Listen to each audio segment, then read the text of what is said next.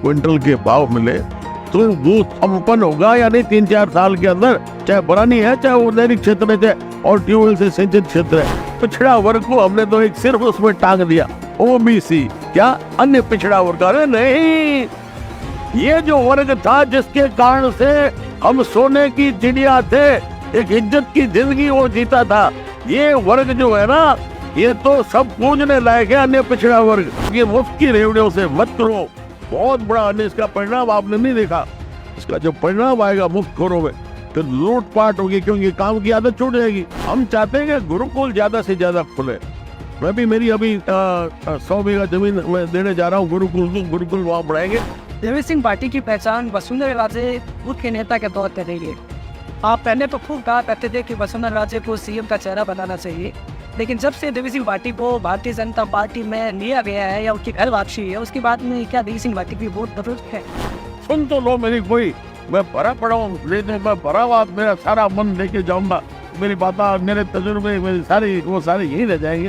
इसलिए मोदी जी से मुझे अनुरोध है, मैं उनसे अनुरोध करता हूँ कि वो मुझसे बुलाए, मेरी बात करे।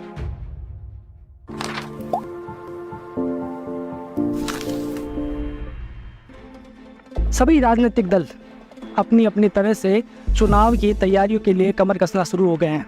फिल्म हमारे साथ कोलायत के कद्दावर नेता देवी सिंह भाटी मौजूद है और उनसे हम चुनावी चर्चा करते हैं। कई मसलों पे, कई मुद्दों पे बात होगी। पाटी साहब, आपका खबर अपडेट में बहुत बहुत स्वागत है। बहुत बहुत आभार खबर अपडेट पर। चूँकि चुनाव का मौसम है तो हम बात चुनाव की करेंगे। बीजेपी पब्लिक से, नेताओं से सुझाव मांग रही है कि राजस्थान कैसे और ज़्यादा अच्छा हो। देवी सिंह भाटी की नज़र में अगले 5 साल का राजस्थान कैसा होना चाहिए? देखिए, पहली बात तो मैं ये कह रहा हूँ कि अलग अलग राय कांग्रेस ने भी, बीजेपी ने ली है चुनाव के मद्देनजर रखते हुए कि आगे हमारा शासन आए तो 5 साल में हम किस प्रकार से एक सुशासन लें जिससे आम जन सुखी हो। लेकिन मेरा ये मानना है कि देखिए, हमारे 60-65% हमारे ग्रामीण अंचल में व्यक्ति आवास निर्वास करते हैं और उसमें किसान सबसे ज़्यादा, उसका बहुत बड़ी भूमिका है।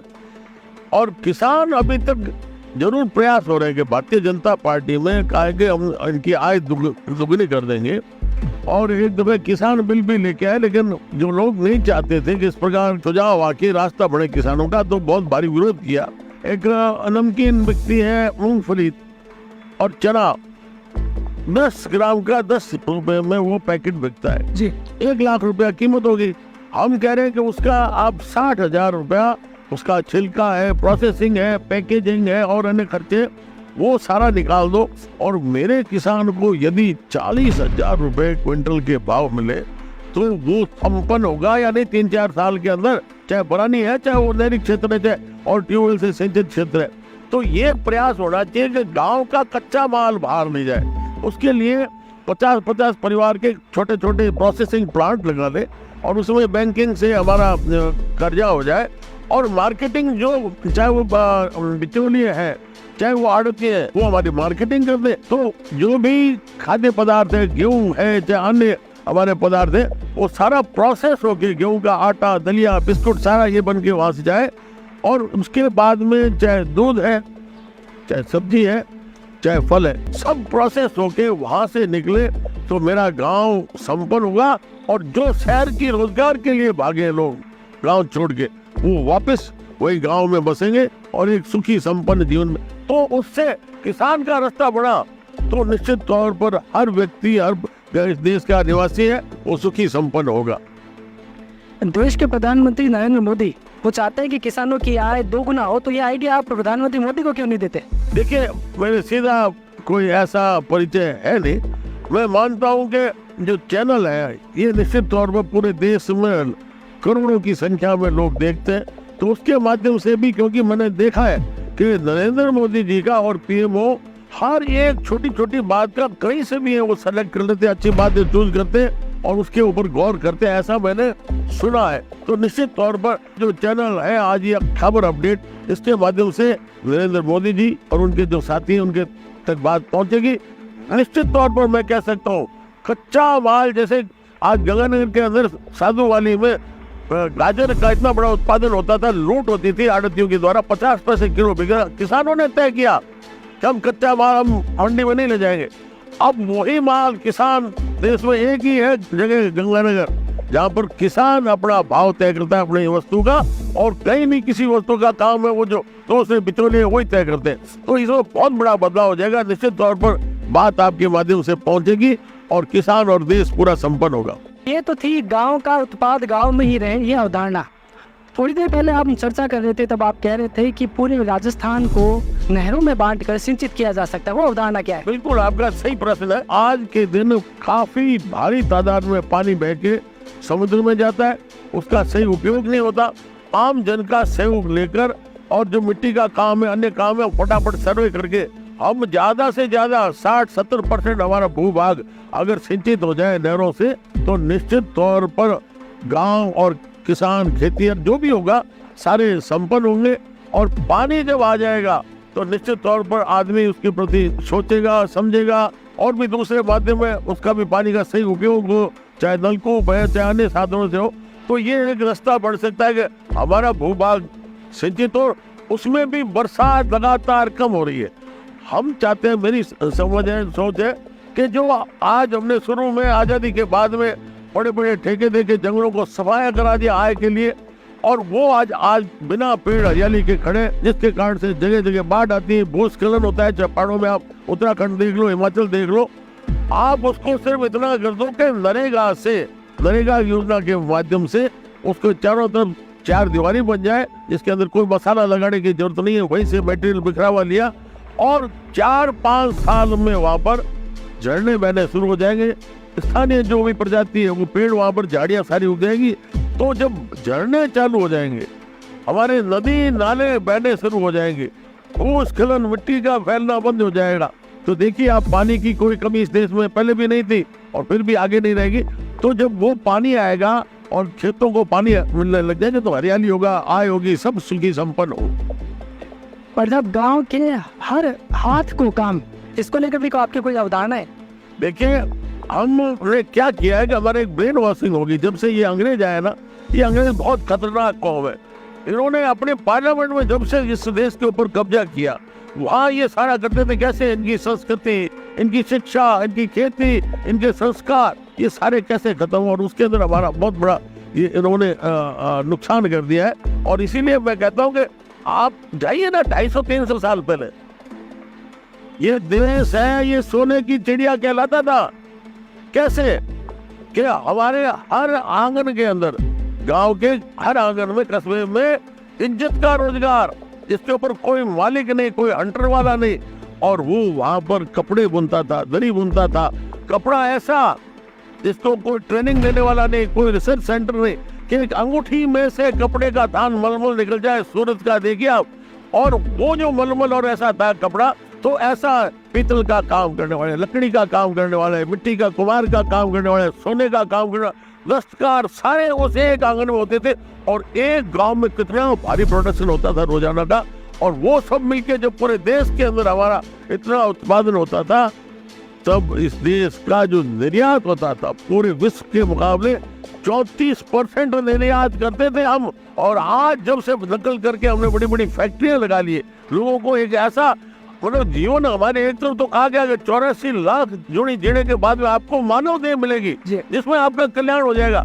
और उसकी यहाँ पर कोर्ट गेट कर और हमारी अलग अलग डीएनवी व्यास कॉलोनी के अंदर बोलने लगती है कि मजदूर कितने में जाएगा, ये इसके लिए वो इंसान का जीवन नहीं मिलता। हम चाहते हैं कि उसको इज्जत का रोजगार अपने घर आंगन में ले। हमारी पुरानी व्यवस्था है, गोचर है, और उसमें सारा एक इज्जत का रोजगार है जिसके ऊपर कोई मालिक नहीं होता। तो ऐसा अगर वापस हमारे जो दस्तकार है उनको वहीं पर अपने आंगन के अंदर इज्जत करे, उसको कोई पैसे की जरूरत नहीं, कोई आर्थिक आय, कोई किसी को उस समय मैं तो कर्जा देता था, सबका ये होता था कि मेरा काम है और एकदम परफेक्ट, उसमें कभी नहीं निकले।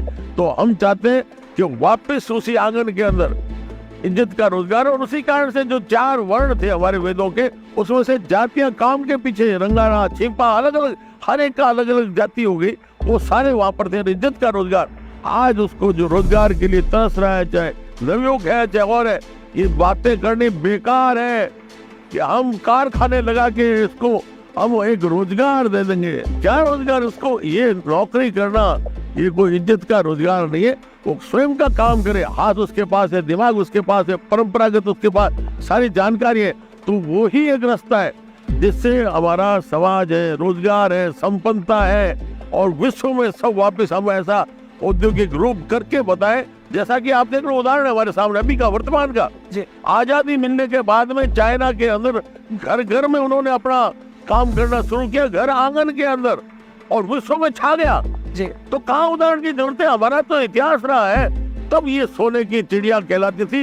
ये अन्य पिछड़ा वर्ग को हमने तो एक सिर्फ उसमें टांग दिया, ओबीसी, क्या अन्य पिछड़ा वर्ग? अरे नहीं, ये जो वर्ग था जिसके कारण से हम सोने की चिड़िया थे, एक इज्जत की जिंदगी वो जीता था, ये वर्ग जो है ना, ये तो सब पूजने लायक है, अन्य पिछड़ा वर्ग। हमने उसको एक अन्य पिछड़ा वर्ग ओबीसी कह के छोड़ दिया। नहीं नहीं, ये पूजने लायक ये जातियां हैं, इनको पूजना चाहिए जी। आपके कई इंटरव्यूज में समाज के नियंत्रण की आप बात करते हैं, और आज के वक्त में सब लोग न्यूक्लियर फैमिलीज में रह रहे हैं। आपको क्या लगता है पहले का जो माहौल है वो माहौल क्या दोबारा लाया जा सकता है? देखिए, ये बिल्कुल सही बात आपने कही है। ये बहुत बड़ी समस्या हुई है। ऐसी न्यूक्लियर फैमिली हो गई है कि किसी को कोई मतलब नहीं है। क्या आज आप देखिए कि हमने पाश्चात्य देशों की नकल की कि जो हम रिहायशी कॉलोनी आवासीय आबादी बनाए, सीधी लाइनें खींच दो। पहले हमारे गांव में कस्बों के अंदर ग्वाड और चौक होते थे, सबका आपस में रोज मिलना, प्रेम से रहना, एक दूसरे से जानकारी। आज किसी भी शहर में चले जाओ, दिल्ली, बॉम्बे, कलकत्ता छोड़ो, छोटे शहरों में भी चौथे मकान वाले को कोई कॉलोनी में जानता नहीं है। इसलिए हम कहते हैं कि आप अगर जो पहले निर्माण हो चुका उसको रीमॉडिफाई कीजिए और उसके अंदर एक या दो रास्ते रखिए। अगर पार्क बीच में है तो उसकी फेंसिंग हटा दो। कोई बीच में पशु आके हमारे घास पौधों को खत्म नहीं करे, उसके अंदर काऊ कचरा लगा दो। लेकिन सीधा रोज मिलना जुलना हो तो एक जो सामाजिक समरसता का हम अभाव देख रहे हैं आज संसार में, दुनिया में, और यहाँ भारत में विशेष तौर से हम मिलजुल के 36 गाँव वाले रहने के उस हिसाब के कल्पना के लोग थे। तो ये वापस अगर हो तब वापस सामाजिक समरसता हो, समाज का महत्व हो, वहाँ बैठ के वो निर्णय करेंगे, अच्छा भला बुरा सोचेंगे। वरना तो आज अखबार टीवी देख के निर्णय दिमाग बढ़ाते हैं, परंतु वो वहाँ पर चर्चा करेगा, सब नए रास्ते बढ़ेंगे। और उसके बाद में आप उसकी सोचो प्लानिंग, चोरी नहीं होगी, अनजान आदमी आते पता लग जाएगा, आपका कभी भी बाढ़ नहीं आएगी। आप पानी सारा कैच करके वहीं पर जमीन में डाल के रिचार्ज करके, और बाढ़ आने से आप शहरों में रोक दो। नहीं तो बॉम्बे में कहाँ कितना खरबों रुपए लगा दिया, लेकिन बरसात में सारे वो नहर नदियाँ बढ़ जाती है। तो सब चीजों का रास्ता बढ़ेगा। और उसमें आप देखोगे कि ये जिस प्रकार से जानकारी के अभाव में वो नवयुवतियाँ कब आती हैं कब पता नहीं लगता, सबकी नजर में रहेगा। और ये जो जिस प्रकार के नशे का फैलाव हो रहा है, ये सारे रुकेंगे, सिर्फ बसावट बदल दो। जो आपकी अगली टाउन प्लानिंग हो उसमें इसी प्रकार की बसावट हो, तो हर जगह सामाजिक समरसता, समाज का रूल जब तक नहीं रहेगा, कानून व्यवस्था नियम कितने भी बना दो। आज क्या अमेरिका सुखी है? क्या वो भी हो रहा है, भटक रहा है, भारत में दौड़ के आ रहा है, शांति कहाँ मिले? तो ये तभी होगा जब हम हमारी पुरातन व्यवस्था उस पर जाए। और जब समाज की बात हो गई, शिक्षा व्यवस्था की बात करते हैं, तो क्या आज के दौर में क्या गुरुकुल प्रणाली वाली शिक्षा पद्धति लाई जा सकती है? देखिए, मैंने मान लो ग्रेजुएशन तक अगर फर्स्ट ईयर सेकेंड ईयर में पॉलिटिकल साइंस ली, अन्य सब्जेक्ट पढ़े, हिस्ट्री पढ़ेगी मुझे यूरोप की, जिसका हमारा कोई लेना देना नहीं, मुझे मेरा इतिहास नहीं पढ़ाया गया वो भी गलत, जो यहाँ आक्रमणकारी है उनका इतिहास, मुझे अलजेब्रा पढ़ाएगा, X2, Y2, Z2, मेरे जीवन में उसका कोई अर्थ नहीं है जी। और आज के दिन आप नकल करके टेक्निकल अब बढ़ा दिया। मान लो उदाहरण है हमारे राजस्थान के अंदर, कोटा के अंदर, और वहां पर वो बच्चा रात दिन प्रेशर में पड़ता है, तो परिवार से प्रेशर, आपस में कंपटीशन, और उसका नतीजा ये होता है कि 10वें दिन एवरेज एक बच्चा बिना कारण आत्महत्या कर लेता है। और दूसरा, जब वो तैयार होता है पढ़ लिख के, तो उसे एक कंपनी आ जाती है पैकेज देने के लिए, 50 लाख 1 करोड़ का पैकेज, और वो वहां पर बैग टांग के जाएगा, कभी दिल्ली, कभी बॉम्बे, कभी न्यूयॉर्क, कभी ऑस्ट्रेलिया। उसको समाज से कोई लेना देना नहीं। आज तक के इतिहास में कहीं भी नहीं देखा होगा किसी बच्चे ने आत्महत्या की हो। तो हम चाहते हैं कि गुरुकुल ज्यादा से ज्यादा खुले। मैं भी मेरी अभी 100 बीघा जमीन मैं देने जा रहा हूँ गुरुकुल वहाँ बढ़ाएंगे, तो गुरुकुल वाली हमारी पुरानी वेदों की इनकी भी शिक्षा हो, और साथ के अंदर आपकी जो भी एनसीईआरटी का कोर्स है वो भी हो जाए, लेकिन उसको रोकने वाला टोकने वाला नहीं, स्वच्छंद रूप से अगर खेले। हम एक प्रयास भी कर रहे हैं। हम बीकानेर में लगातार 3 वर्ष से बच्चों को रविवार को शस्त्र और शास्त्र सिखाते हैं। गीता का भी ज्ञान है, आत्मरक्षा का भी ज्ञान हो रहा है। ये दिशा लोगे, बच्चे के ऊपर प्रेशर मत डालो। बच्चे का आपने इस पद्धति से उसका बचपन ही खत्म कर दिया। उसने खेलना, सोचना, हंसना सब बंदे प्रेशर। तो ये जो गुरुकुल है, गुरुकुल से सारे रास्ते बढ़ेंगे, ये आना चाहिए। वरना आप पाठ्यक्रम जो दूसरे लिए घूम रहे हो, इससे इंसान नहीं बढ़ रहा है, रोबोट बढ़ रहा है हमारा कोटा के अंदर, और वो रोबोट हमारा मशीन किसी समाज के काम की नहीं। अब बात करते हैं चिकित्सा की। आप खुद आयुर्वेद से जुड़े हुए हैं, आपने 4 किताबें भी लिखी हैं, गांव खेड़े से आए लोगों को आप आयुर्वेद की चिकित्सा भी देते हैं। इस मुद्दे पे आपका क्या कहना है? देखिए, चिकित्सा के लिए हमने पाश्चात्य देशों से तो पाठ्यक्रम लिए, उसी से हमारे डॉक्टर तैयार हो रहे हैं, उसी विधि से हमें पढ़ाया जा रहा है, ब्रेन वॉशिंग हो रही है। लेकिन कोई मुझे बता दे, क्या तुरंत आप अपने उस उपचार से, जिसका जुकाम हो गया, जिसका आपके सर दर्द हो गया, माइग्रेन हो गया, कोई बीपी हो गया, आपका उसका जड़ से बीमारी को खत्म करने का या तुरंत उसको ठीक करने का है क्या इलाज? नहीं है।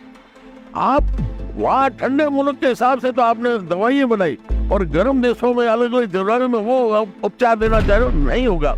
आप जो भी देसी हमारी पद्धति थी, और उसके माध्यम से तुरंत उसको रिलीफ मिलता है, जड़ से बीमारी खत्म होती है। ये कितने का आप अस्पताल बढ़ाओगे, कितने डॉक्टर, कितने मेडिकल कॉलेज? आप देखिए कि किस प्रकार से ठगी हो रही है। आपने सरकारी तो खोले, लेकिन उसके बाद में जहाँ आवश्यकता है, क्योंकि उसको कहीं गली में, मोहल्ले में, शहर में वैद्य मिलता ही नहीं है, तो सीधा अस्पताल भागता है। तो उसके अंदर उसका चाहे पेट दर्द हो, चाहे कान में दर्द हो गया रात को, भागता है अस्पताल डॉक्टर के पास। और छोटे बच्चे जब पैदा होते हैं, उसके बाद में उसका दस्त लगना, पेट दर्द होना, अब उसके लिए माँ बाप इतने चिंतित होते, रात को जाके डॉक्टर, अरे उसके अंदर तो हम घासा देके ठीक कर लेते। तो देसी पद्धति से सारे आपके इलाज हो सकते हैं। मेरे पास बहुत उदाहरण है, और ये मैंने पुस्तिका भी, ये मेरा 4था संस्करण निकाला है।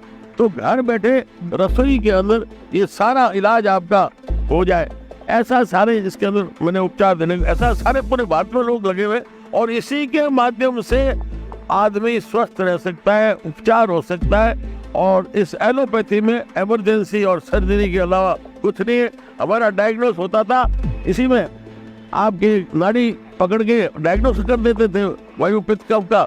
अब डायग्नोस करने के लिए उसमें लाखों हजारों रुपए लगते हैं, फिर भी सही दिशा में नहीं पहुंचते। इसलिए हमारे पास इलाज है। क्या 5 तुलसी पत्ते रोज खाओ, कभी आपको बुखार नहीं आएगा, dengue, swine flu, corona, cancer नहीं होगा। तो ये लोगों का ज्ञान में नहीं है। एक छोटी सी विधि है कि आप जब दस्त के लिए, सोच के लिए जाओ, तो देसी स्टाइल से नीचे बैठ के आप जाइए, जोर से दाढ़, ये जो जाओ जाइए हमारे भेज के बैठिए, और बाएं पैर में शरीर का भाग बाहर रखिए। जिंदगी में कभी आपके दांत नहीं पड़ेंगे, लकवा नहीं होगा, पैल्स बसे की तकलीफ नहीं होगी, और पेट अच्छा साफ होगा। तो ये सारा उसी में हमने क्या ज्ञान प्राप्त किया आज एलोपैथी से। दर्जनों लोग आपके पास में आयुर्वेद का इलाज लेने के लिए आते हैं। कोई ऐसा उदाहरण आपके पास में जिसमें कोई गंभीर बीमारी है वो आयुर्वेद से ठीक हो गई? जैसे महिलाओं को गाड़ी में बैठते ही उल्टी होती है, काफी महिलाओं, आप अखबार बिछा के बैठ जाइए सीट के ऊपर, 100% उल्टी नहीं होगी। जुकाम हो गया, तुरंत कानों में रुई डाल लो, लू लगे तुरंत कानों में रुई डालो, आधे घंटे में लू लगना, लू से मरते हैं यूपी, बिहार, उड़ीसा में सारे जगह। तो ये छोटे छोटे उपचार भी है साथ में। अगर जैसे एक मेरे परिवार में एक बच्चा हुआ छोटा, 4-5 महीने बाद में पता लगा कि उसको ना दिखाई दे रहा है, ना सुनाई दे रहा है, एम्स दिल्ली ले गए। उन्होंने कहा कि नहीं, ये तो खून बिल्कुल है, सप्लाई नहीं हो रहा है इनकी कैपिलरीज नाड़ियों को। तो मुझे पता लगा, तो उसके नाभि के अंदर हमने 4 महीने वो घी डलवाया, देसी गाय का घी, और 2-2 इंच बाहर लगा दिया, प्लास्टिक लगा के ऊपर कपड़ा बांध देते, छोटा बच्चा था। और 5-6 महीने बाद देखा कि वो बच्चा देख रहा है, वापिस दिखाया, और आज वो 1.5 साल का बच्चा हो गया, पूरा उसको दिखाई दे रहा है, पूरा सुनाई दे रहा है। इसी प्रकार से आप हार्ट का है, अब हार्ट के पोर्शन है, 4 चीजें इसके अंदर डालो, 10-10 ग्राम है उसमें, मेरे पुस्तक में लिखा हुआ है। और 1 महीने कर लो, उसके बाद मेरी गारंटी है कभी आपकी हार्ट की प्रॉब्लम हो जाए। छोटा सा उदाहरण है, जिसके बार बार टॉन्सिल्स होते हैं गले में, जिसको गलगाहट कहते हैं, सूजन आ जाती है, आप आधा छोटा चम्मच घर में पिसा हुआ हल्दी का, और वो आप जीभ के ऊपर रख के 1 घंटे तक पानी मत पियो। वो तो एक बार में ठीक होगा, लेकिन जिंदगी भर कभी आपका टॉन्सिल्स की प्रॉब्लम नहीं होगी। तो ऐसे उपचार हैं हमारे पास, ऐसा एलोपैथी में नहीं, वो तो तुरंत निकालेंगे, ऑपरेशन करेंगे। ये अपेंडिक्स में अपेंडिक्स नाड़ काट देंगे, तो जानकारी नहीं है क्यों है अपेंडिक्स, लेकिन आप मेरी विधि से बताई किताब में आपके 15 दिन में अपेंडिक्स नॉर्मल, फिर जिंदगी में कभी प्रॉब्लम नहीं होगी। तो सारा कुछ इसके अंदर दिया हुआ है, ऐसे बहुत से उपचार है जी। राजस्थान में बहुत तेज़ी से भ्रष्टाचार बहुत तेज़ी से फैल रहा है, उसके अलावा हम देखते रहते हैं कि सड़क दुर्घटनाएं भी बहुत तेज़ी से फैल रही है।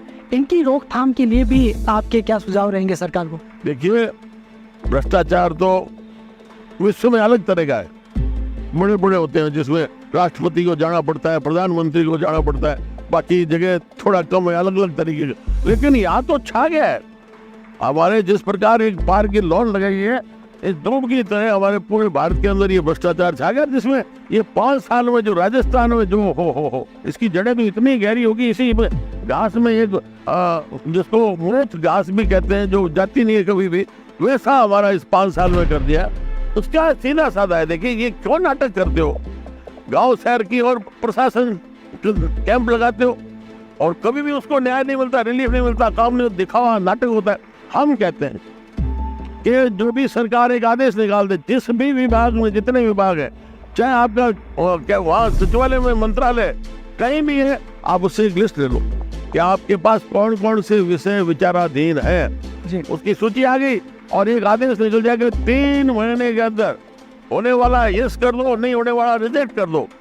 पेंडिंग कोई नहीं है, उसका सर्टिफिकेट संबंधित अधिकारी दे कि आज की तिथि में मेरे पास कोई भी विषय पेंडिंग नहीं है, तो आपका मतलब 60% जो ये भ्रष्टाचार है वो हो जाएगा। जब सामने एप्लीकेशन प्रार्थना पत्र ही नहीं है, विषय ही नहीं है, तो कैसे रहेगा? और उसके 3 महीने बाद में फिर वापस कर लो या कोई भी विषय पेंडिंग नहीं हो, इस प्रकार से आप इसका निपटारा कर दो, तो उससे बहुत बड़ा रास्ता खुल जाएगा। किसान को, आम आदमी को दफ्तर नहीं जाना पड़े, उसको घर बैठे न्याय मिले, ये व्यवस्था हो सकती है जी। आए दिन शुद्ध के लिए युद्ध के जैसे अभियान है वो चलाए जाते हैं सरकारों द्वारा, प्रशासन के द्वारा, के क्या सुझाव रहेंगे? देखिए, ये शुद्ध के लिए युद्ध, हर एक सप्ताह यातायात के लिए, फलाना के लिए, ये क्यों नाटक करते हो हर चीज का? Parents' Day, Father's Day, Mother's Day, इन नाटकों में क्या रखा है? क्यों नकलें करते हो आप पाश्चात्य देशों में? उनको तो खुद को ही पता नहीं रहन सहन क्या होता है, जीवन क्या होता है। देखिए, इसमें बहुत आसान है। आप एक संभाग डिवीजन है, उसके अंदर एक मोबाइल यूनिट हो, लैब हो उसके अंदर, और एक मोबाइल मजिस्ट्रेट हो साथ में। वहीं आपने बाजार में जो भी आपको मसाला है, चाहे दूध है, चाहे घी है, किसी को पता नहीं है। अभी बीच में एक ब्रेन हेमरेज हो गया, वो ले रहा था अपने बीपी की गोली और वो नकली ले रहा था, उसे पता नहीं, और आखिर में उसका ब्रेन हेमरेज हो गया, खत्म हो गया। तो दवाइयों में भी इसी प्रकार से जांच होगी और सजा का प्रावधान रखा जाए, तो ये जो मिलावट है और दवाइयों में जो मिलावट है, ये सारी रुक जाएगी। ये मेरा दावा है, करके कोई देखे, ये दिखावे मत करो शुद्ध के लिए युद्ध। और उसके क्या होता है कि हमने इतना मावा फेंक दिया, इतना दूध गिरा दिया, उससे क्या हो गया? उसका कोई फर्क नहीं पड़ रहा। तो ये रास्ता बढ़ सकता है। हर चीज का आप समाज का इन्वॉल्वमेंट रखो, जनता के सामने उसको करो, और इसी प्रकार से हमारी जो भी व्यवस्था है, जब सामाजिक अगर संस्कार और सामाजिक सोच के साथ हम आगे आएंगे तो दिशा बढ़ेगी। बड़े साहब, जब भी किसी राज्य में चुनाव होता है तो वहाँ की जो मौजूदा सरकार होती है वो मुफ्त की रेवड़ियाँ बांटने लगते हैं, बिजली मुफ्त, पानी मुफ्त। इस पर आपका क्या कहना है? देखिए, मैं ये कह रहा हूँ, मुफ्त की हमें कभी आदत नहीं थी जी, हमें कभी हाथ नहीं पसारा। आपने कभी सिख समाज के व्यक्ति को कभी भीख मांगते नहीं देखा। ऐसे बहुत से समाज है जिन्होंने कभी भीख नहीं मांगी। हमारा ये थे संस्कार के, अगर आपके ऊपर थोड़ा बहुत भी कर्जा है तो मरने से पहले, शरीर छोड़ने से पहले उतार के जाओ वो कर्जा। और यहाँ कहते हैं कि मुफ्त में जो मिले लूट लो। किसका लूट लो? आम जनता का खजाना, आम जनता का पैसा।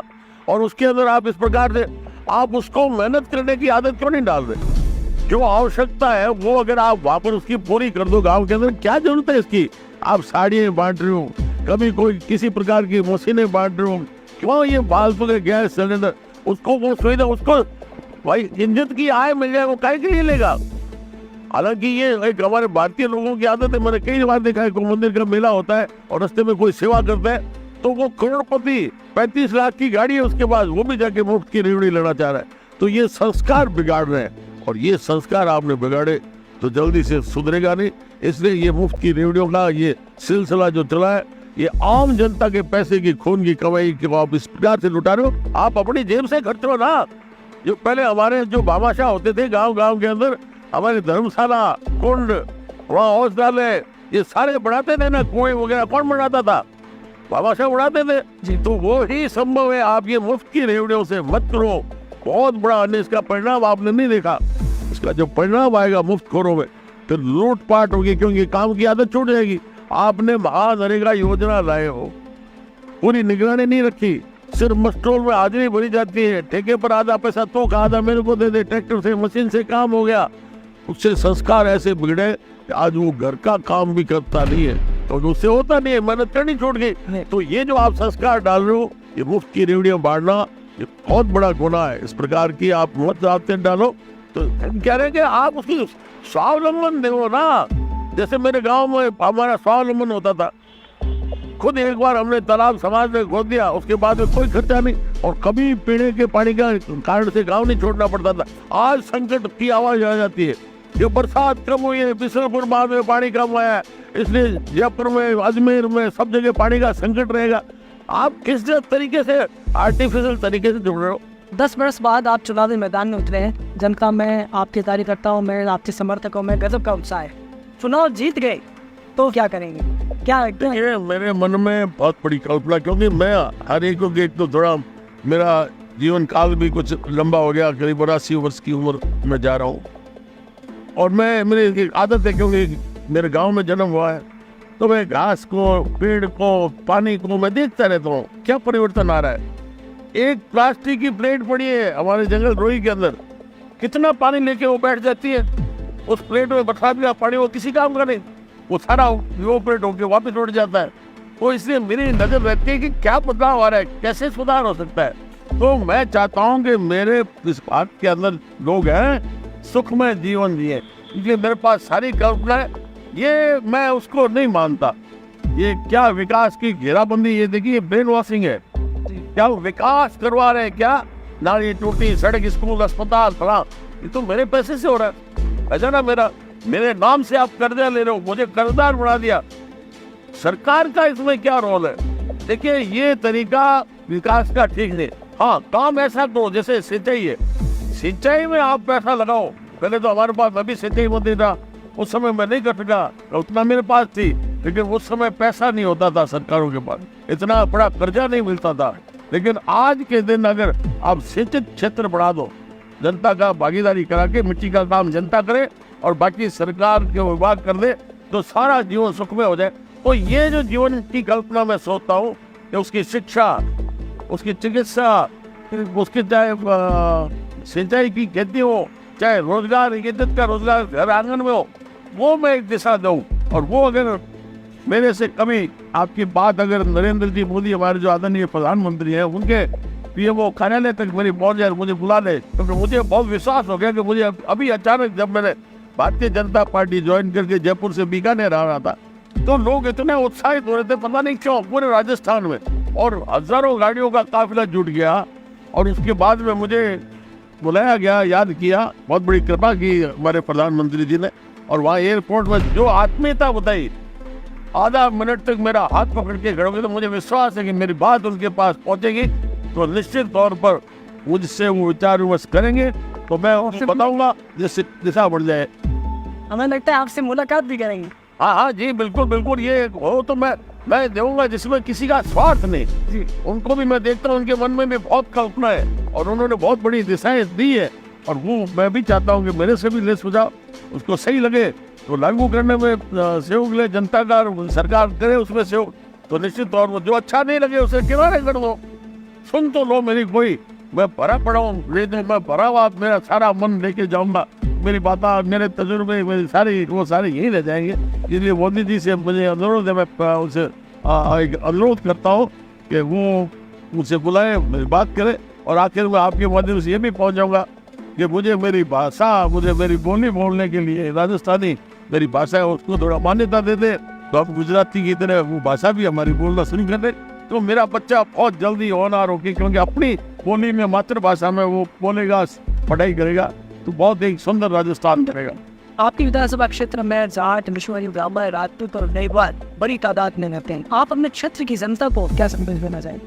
देखिए, हमने ये प्रयोग हमारा हुआ था जब 98 के बाद में, और हमने आरक्षण का विषय लिया था, जिसमें आरक्षित को संरक्षण, उपेक्षित को आरक्षण।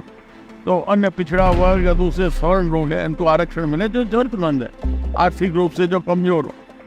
तो वो जो एक शुरुआत की, हमें नहीं था इतना पता, लेकिन उसके बाद में 36 कौम एक जातियों पर बैठने लगी, वरना एक दूसरे जाति से जिस प्रकार की हवा बढ़ा देते हैं। आज़ादी के बाद में मैंने देखा है कि राजपूत और जाटों के बच्चे बिना कारण हॉस्टल से आपस में आते हैं, लड़ाई लड़ते हैं, और उसके बाद में कौन के इसको बढ़ता हुआ गल भी बात है। लेकिन अब ऐसा कुछ नहीं है। तो ये रास्ता बढ़ सकता है कि जो भी स्वार्थी लोग होते हैं वो फड़काते हैं, जातियों का उपयोग करते हैं।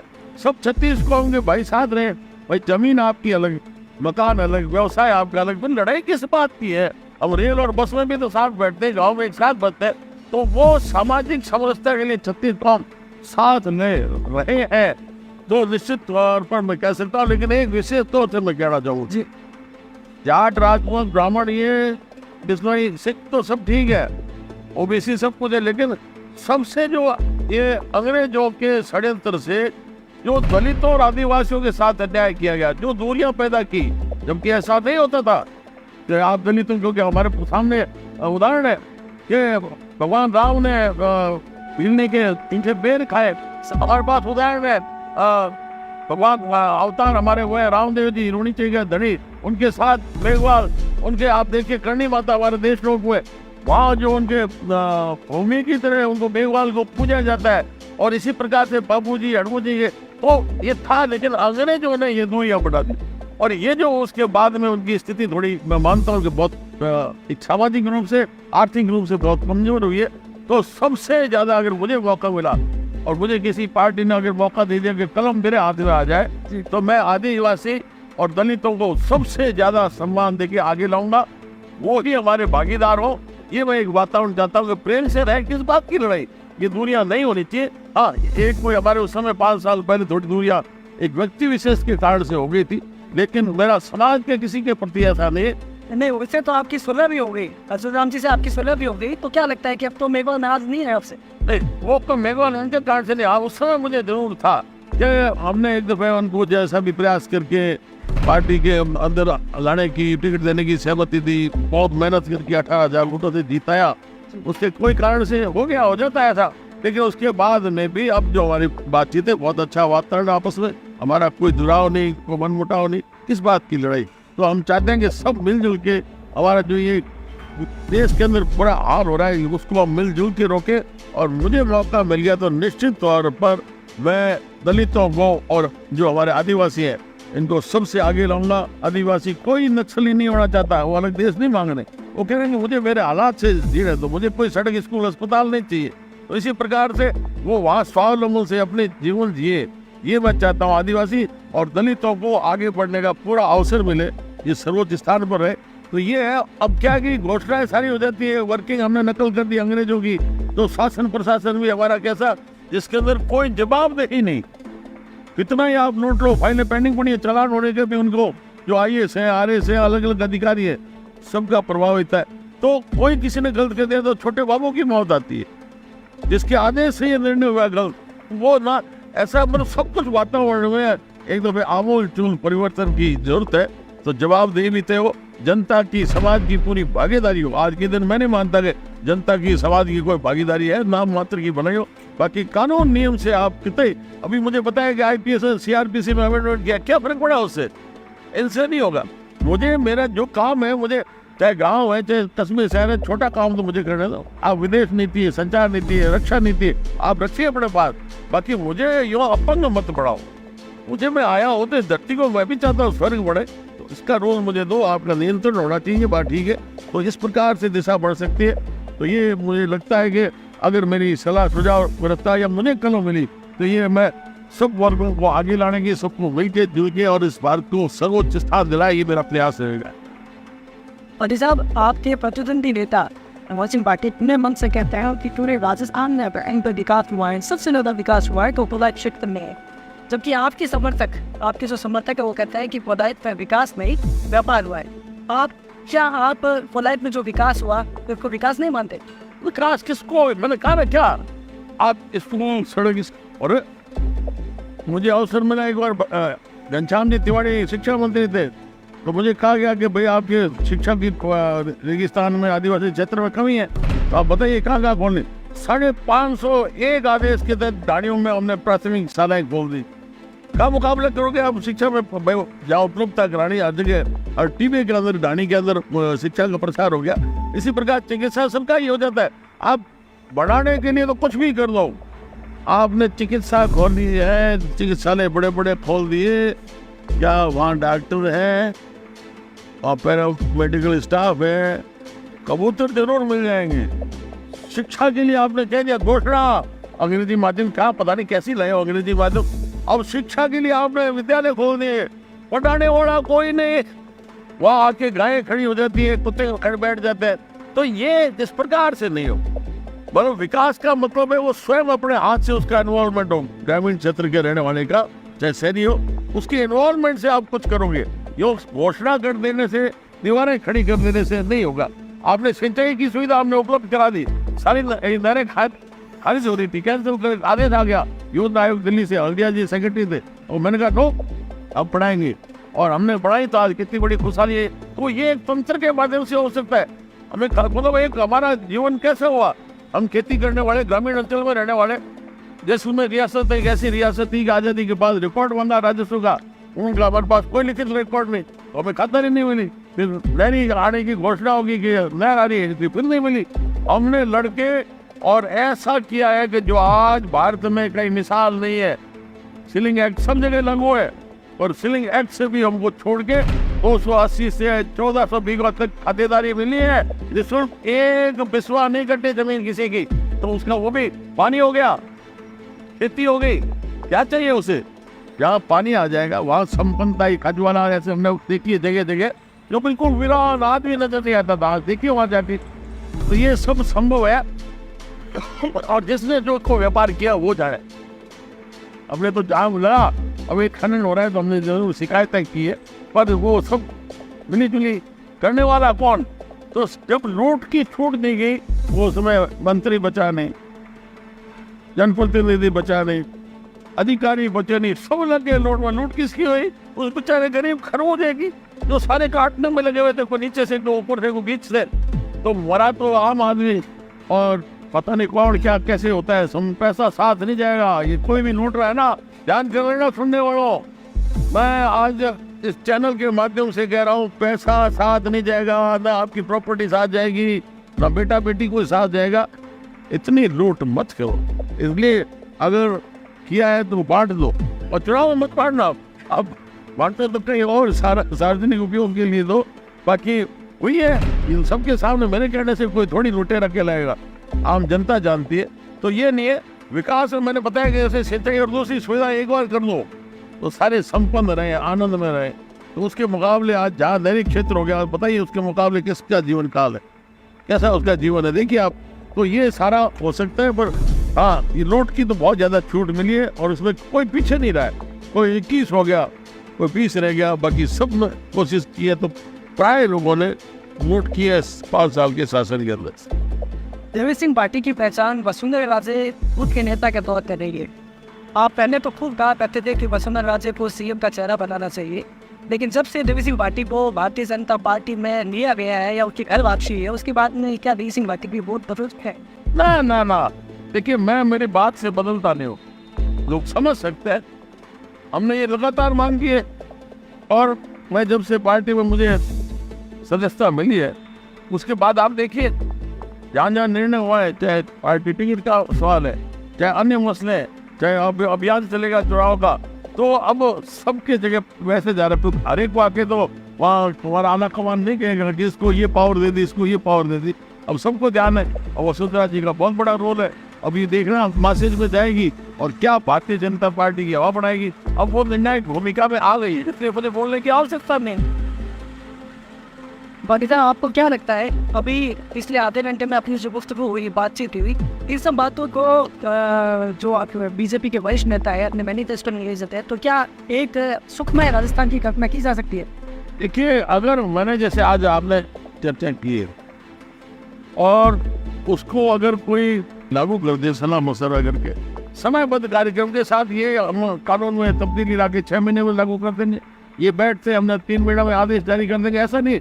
ये घोषणा तो बहुत पहले हुई है, पिछली बार कांग्रेस ने मध्य प्रदेश, राजस्थान और अन्य जगह की कि हम 10 दिन में कर्जा माफ कर देंगे। ये ऐसा मत करो, जनता के साथ धोखा मत करो।